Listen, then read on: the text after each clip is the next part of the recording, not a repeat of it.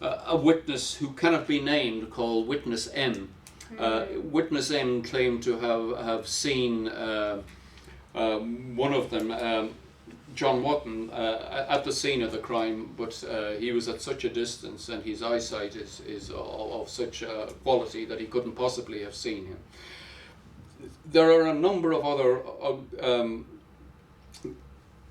anomalies in the whole trial, but basically these two and the wife of the policeman who was shot has admitted that she doesn't think these people shot her, but they have been imprisoned and under what is implicitly this common enterprise, that they were close to the people who did it, they knew the people who did it, and therefore they were responsible.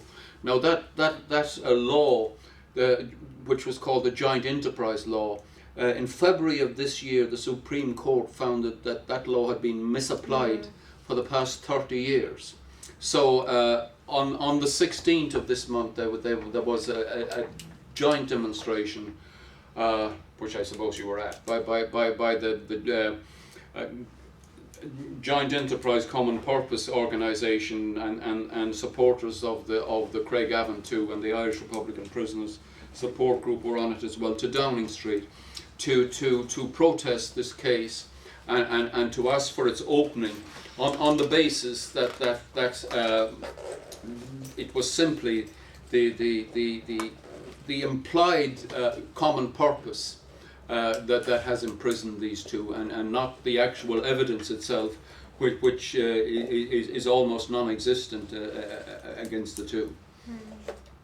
I was actually in Dublin. That's how I knew about the campaign. And when I was in Dublin, we had the campaigners come from Northern Ireland, from Belfast, down, and they spoke at our meetings that we organised. So yeah, definitely. I mean, this is a really important case, and hopefully we get to work with them a lot more. And we're looking to kind of, I know I've spoken to people like Joanne, and we're looking to try and accommodate them in London as well if possible. Yes.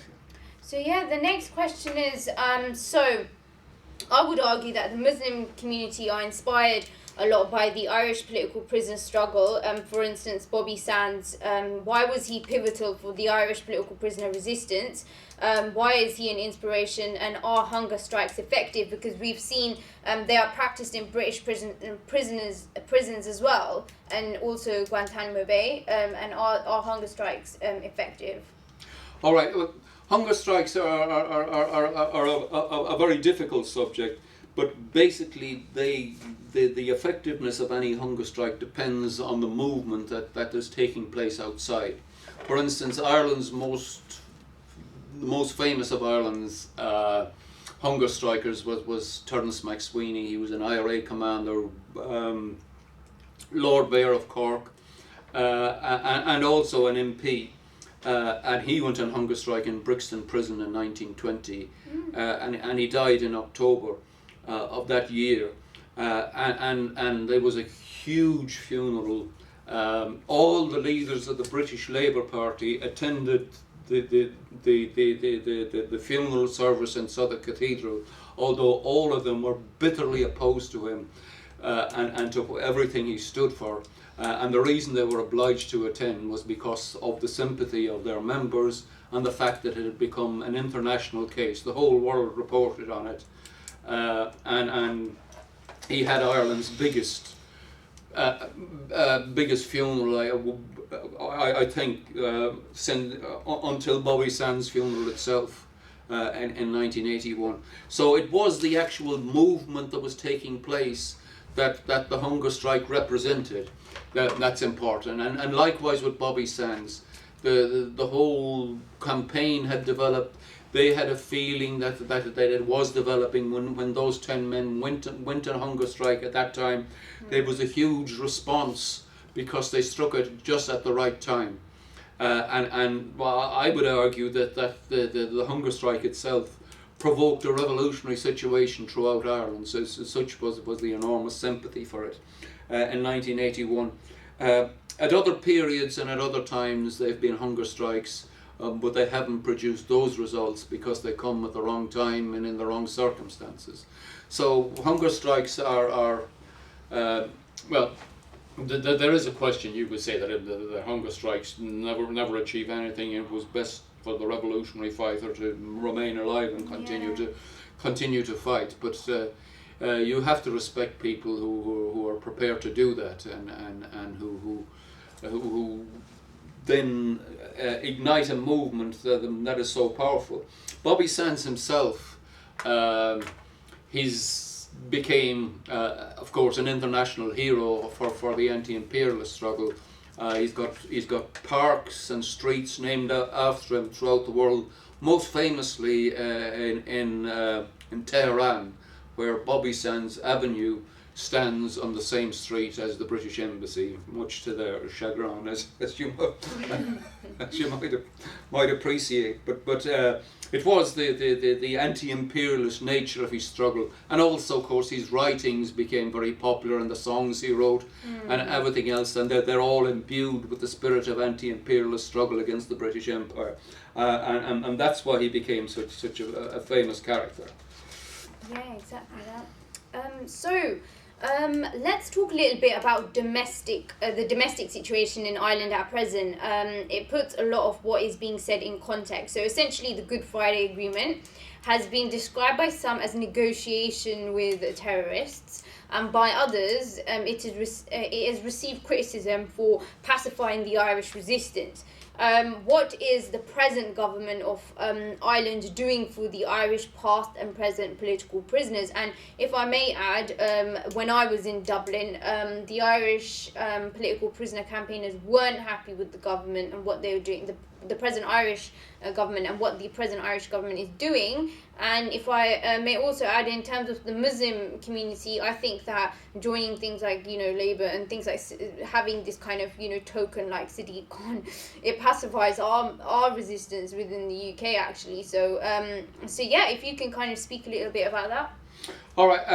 The government of the south of Ireland is contrary to what they like to present themselves, is not a product of the 1916 uprising. The government of the south of Ireland is a product of the 1920 Government of Ireland Act passed by the British Parliament. It came into existence courtesy of the British government, and it is in fact one of the first neo-colonial governments. What later became the world's neo-colonial governments, entirely subordinate to British imperialism. Its crackdown, its counter-revolution between 1920, late 1921 and 1923 against the real Republicans was absolutely vicious. The atrocities were beyond belief. Much worse than the British had done themselves during the War of Independence. So that formed the character. It holds some scores of Republican prisoners of war themselves in Portlaoise prison. It does basically nothing to assist the unification of Ireland beyond mere words. And it was obviously totally opposed to what was the popular sympathy of the anniversary of 1916 when I was in Dublin for that. For instance, they erected a huge banner in College Green outside the old parliamentary building, Grattan's Parliament of the late 18th century, and one of the figures on that banner was John Redmond, the leader of the Irish Labour Party, who condemned the 1916 uprising as a criminal folly, was totally opposed and totally condemned them, and supported the execution of the 1916 leaders. So to put such a figure in celebration of the rising shows the character of the government itself. So it is a government that is totally dependent on Britain, ideologically now as well as economically and politically. It is what I would say. It's a repulsive government of who simply wish to carry out whatever it is that the British state wants. Exactly. So, in terms of foreign policy, what is the root cause of radicalization? So, foreign policy, of course, is the root cause of radicalization within the Muslim community. And this was indicated to Blair and the Blair government before the Iraq War. And Blair was told that this would likely lead to blowback within the UK. That military intervention would likely lead to blowback. And there are legitimate grievances that exist as a result of military intervention, of course they do. And the British government claim that they want to put a stop to radicalisation by introducing things like, the draconian measures of prevent strategy and the so-called Counter-Terrorism and Securities Bill 2015 that focuses on the phenomena known as so-called non-violent extremism. And so basically, did something similar exist, prior to the War on Terror? Did it exist to pacify the Irish community and depoliticize them? Well, the conflict in Ireland was different to the War on Terror in that it was confined to one country, basically, as I've already said. The prevent strategy is a strategy that obliges teachers and other civil servants to report on their pupils and to report on their employees if they see any form of radicalisation taking place amongst them. There have been infamous cases where the child, for instance, that was reported to police because he said he lived in a terrorist house instead of a terrorist house. Terrorist house. A terrorist house. Yeah. So and these type of things. But the other obvious thing is that the point we've touched in already is, what do you mean by radicalisation? If you become opposed to the policy of the British government in bombing Libya and Syria and Iraq back to the Middle Ages, are you then a terrorist sympathiser? And what exactly are British values? And what is whose values are the British values? The British values of the people that imposed famine on Ireland and on Bangladesh during the Second World War. Are these British values? Are British values the values of the British working class that fights for their rights and fights against that? These acts of imperialism wherever they're shown. I'd mention also that within 2 months the Chilcot inquiry is supposed to be published, and undoubtedly this is going to lay a heavy blame on Tony Blair, and he can't escape. But and an attempt to preempt some of the findings. Back in October, he did admit that the presence of ISIS and Al Qaeda in Syria and Iraq was caused by the invasion of Iraq. He said, well, what else can you say? You have to say that. So he's already admitted that, and